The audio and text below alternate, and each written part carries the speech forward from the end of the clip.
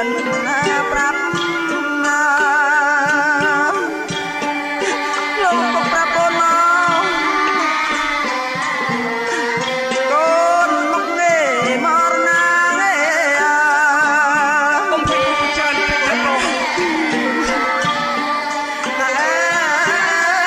កូននេះមកមរណា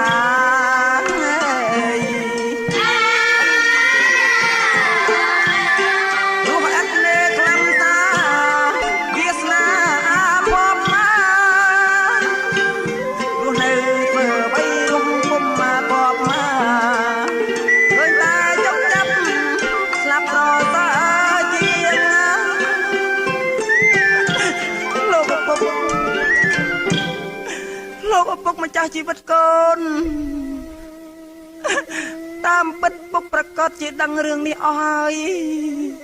ពុកអត់ដឹងមែនណាកូនមិនមែនទេព្រោះតាំងពីកូនធំដឹងក្តីកាលណាមកពុកមិនដែលនិយាយប្រាប់កូនថាកូនមានម៉ែទេតែពេលរៀបឲ្យកូនទៅរស់នៅលើទឹកដីរបស់សេដ្ឋីតែពុកប្រាប់កូនថាម៉ែលាក់ជាម៉ែរបស់កូនដោយបង្ហាញបញ្ជាក់ហេតុផលពីការព្រាត់ប្រាសរវាងពុកនិងម៉ែឥឡូវផ្ទុយស្រឡះនឹងប្រសាសន៍នេះអស់ហើយ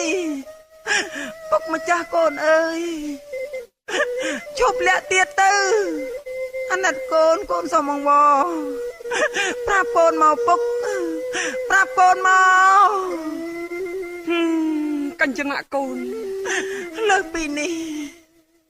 សំដីម៉ែក៏សំស្របនឹងពេលវេលាណាសុំយ៉ាងម៉េច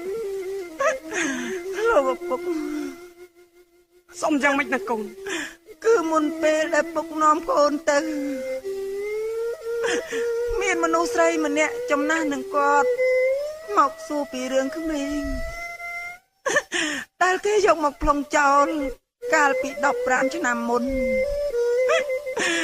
ដូច្នេះស្រីនេះពិតជាមកតាក់ទងនឹងពុកហើយបានជាបណ្ដាលឲ្យលេចជារឿងនេះឡើង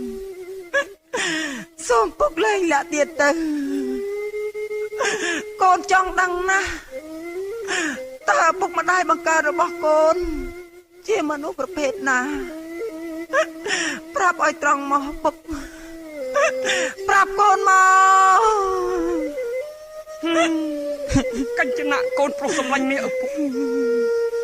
ពេលនេះពុកមិនអាចរកពាក្យណា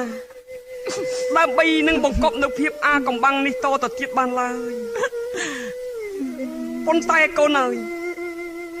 ការដែលពុកដឹងក៏ដឹងមិនបានសពគ្រប់ដែរដឹងយ៉ាងម៉េចខ្លះទៅពុកមានថ្ងៃមួយពេលដែលកូនចេញទៅលក់ថ្នាំសង្កូវបាត់ទៅពុកនៅអង្គុយធ្វើធัวមិនកើតសោះព្រោះអារម្មណ៍របស់ពុកចេះតែនឹកបំមីដល់សម្រេចអតីតកាលដែលមិនអាចភ្លេចបានណាកូន